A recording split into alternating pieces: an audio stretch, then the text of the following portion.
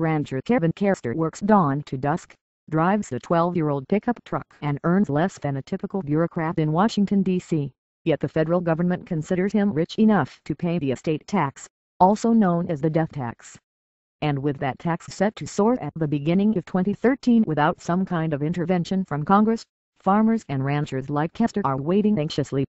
There is no way financially my kids can pay what the IRS is going to demand from them 9 months after death and keep this ranch intact for their generation and future generations, said Kerster, of the Bear Valley Ranch in Central California.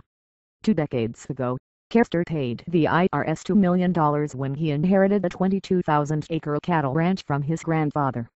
Come January, the tax burden on his children will be more than $13 million. For supporters of a high estate tax, which is imposed on somebody's estate after death, Kerster is the kind of person they rarely mention. He doesn't own a mansion. He's not the CEO of a multinational. But because of his line of work, he owns a lot of property that would be subject to a lot of tax. Our number one goal is to repeal the estate tax, to get rid of it, not have it for every generation, when I die and my kids die and so on, he told Fox News. For everyone to have to repurchase the ranch or farm over and over for each generation, that's inherently unjust. So what we're doing is asking our politicians to understand that and repeal the estate tax. That, however, is unlikely. Currently, the federal government taxes estates worth $5 million stand up at 35%. When the Bush-era tax rates expire in January, rates increase to 55% on estates of $1 million or more. While some Republicans want to eliminate the death tax entirely, President Obama has proposed a 45% rate on estates of $3.5 million and up. The idea behind the estate tax is to prevent the very wealthy among us from accumulating vast fortunes that they can pass along to the next generation, said Patrick Lester, Director of Federal Fiscal Policy with the progressive think tank, OMB Watch. The poster child for the estate tax is Paris Hilton, the celebrity and hotel heiress. That's who this is targeted at, not ordinary Americans.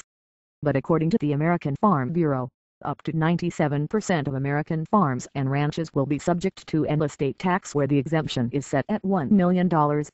At that rate, the federal government will pocket $40 billion in 2013 and up to $86 billion in 2021. That contrasts with just $12 billion this year. Many Democrats argue the tax promotes equality among classes, especially in capital gains, or stocks passed from one generation to another. Since stocks are only taxed when they are sold, the government can't profit from long-term investments without the estate tax. Very large portions of very wealthy estates are tied up in stocks and they have never been taxed, said Lester. The estate tax is one of the ways we make sure the wealthy pay a little bit more as an overall share of their wealth and income compared to low-income individuals. Many Republicans argue the opposite. Because the estate tax falls on assets, they say it hampers investment by reducing incentives to save and invest. The pending estate tax could become a disincentive to invest in an otherwise viable business, forcing older people to liquidate or shift resources out of an ongoing business and into a trust or tax-free investment.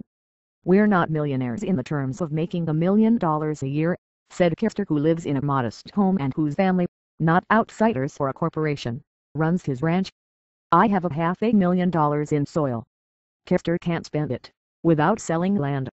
But by selling the land, each year the ranch would become less viable. The estate tax dates back to 1916 when then-President Woodrow Wilson imposed the tax of 1 to 10% on the wealthy because World War I reduced federal government revenues. Under Franklin Delano Roosevelt, the tax rose to 77%, as Congress tried to prevent wealth from becoming concentrated among a few powerful and super-rich families. Ironically, many nations historically more concerned with class and wealth, namely Russia and China, have since abandoned their estate taxes. Read more.